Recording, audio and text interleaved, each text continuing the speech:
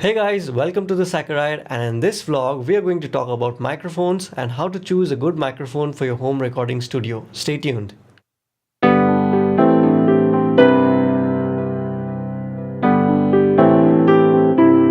When I started off with music production and recording and all that, choosing a microphone was a very big task for me because the number of microphones that are available, so many number of brands, so many different types, so many different varieties, it just gets overwhelming because everything looks good, everything sounds good. So I didn't know what to do.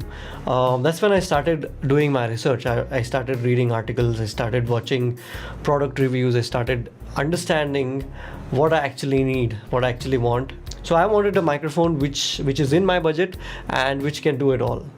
I'm pretty sure most of you are in that stage right now. Firstly, there are many different types of microphones, many different constructions, many different technical specifications. So I'm going to narrow them all down to two main types of microphones, that is condenser microphone and dynamic microphones. These two are the widely used microphones in any professional studio or in any home studio. Theoretically, they're made up of different materials.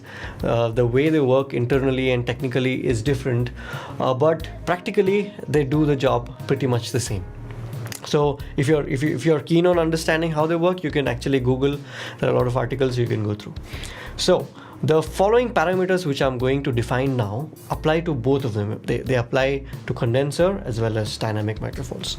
So let's start.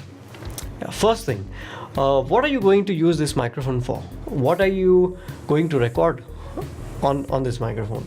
Are you going to record just the voice? Are you going to record stringed instruments, percussion instruments, sound effects, whatever you wish?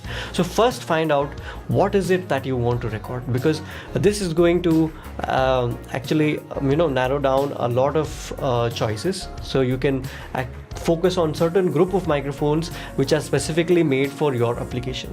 And, on the other hand, if you're someone like me who uses a microphone for very wide variety of applications, then again the following points should help you out. The next point is frequency response. This is one of the most important aspect which you'll have to look for in a microphone. Frequency response is usually represented by a frequency response curve diagram. Ideally, the frequency response curve of an ideal microphone should be flat, but that is ideal. So production spec microphones will not have that perfect straight line, but they come close. What does this actually mean to you and me? Frequency response is basically how much of frequencies, how much of frequency bands, how much of lows, mids and highs it is able to capture. Well, then itself, again, it's a very vast topic, but then I'm trying to simplify it as much as I can. Different instruments have different frequency bands. Like for example, if you take a cello lies in a low frequency band, and if you take a flute, a high sounding piccolo or something, that the frequency response of that would be somewhere above 1K or something. And for example, a human voice, optimum human voice lies between 1K to 4K, and so on and so forth. You can actually check out the frequency response chart and find out what instrument lies in what frequency band. I'm going to leave that in the comment in the description of the video. Well, so coming back to frequency response curve, studying the frequency response curve of the microphone will give you an idea about how the microphone is going to behave on what your application is. Basically that. The next point is pickup pattern. Pickup pattern is how the microphone captures the sound. It's like there are basically, to list, there are three different types of pickup patterns. One is cardioid, bidirectional and omnidirectional. Cardioid or unidirectional is something which only the front of the microphone records. So this is a condenser microphone. Only the front of the microphone is active now. Like all of the sides and the back are kind of mute. That's the cardioid pattern. Bidirectional, or the figure of 8, is the microphone captures from the front as well as the back, 2 directions. And omnidirectional is all the sides of the microphones are active. So see if your application actually, if you need all of those options in a microphone. But majority of the people, or majority of the applications, can be done with just the cardioid pattern. And also you can see the pickup patterns. Pickup pattern diagram also represents the dynamic response of the microphone, at what distance and at what distance it is optimum, and at what distance does it start to fade off. And you can actually find that out with that pickup pattern diagram.